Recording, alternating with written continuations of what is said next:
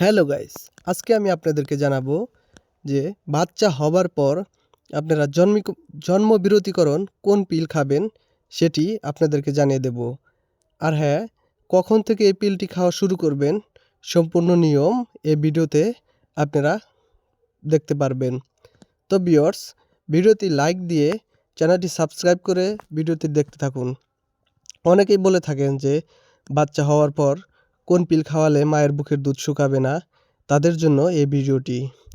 তো ভিউয়ার্স, আপনারা স্ক্রিনে যে পিলটি দেখতে পাচ্ছেন তার নাম হচ্ছে মিনিকন।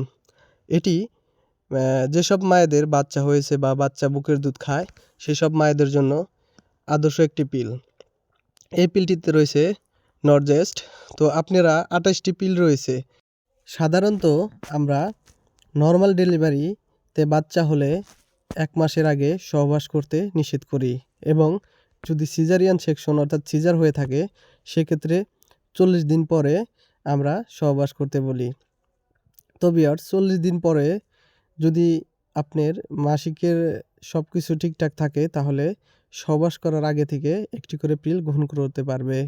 এখানে আপনারা যে তীর চিহ্নটি দেখতে পাচ্ছেন স্ক্রিনে, ওই তীর চিহ্ন থেকে শুরু করে একটি করে পিল ডে বাই ডে অর্থাৎ পর্যায়ক্রমে খেয়ে যাবে।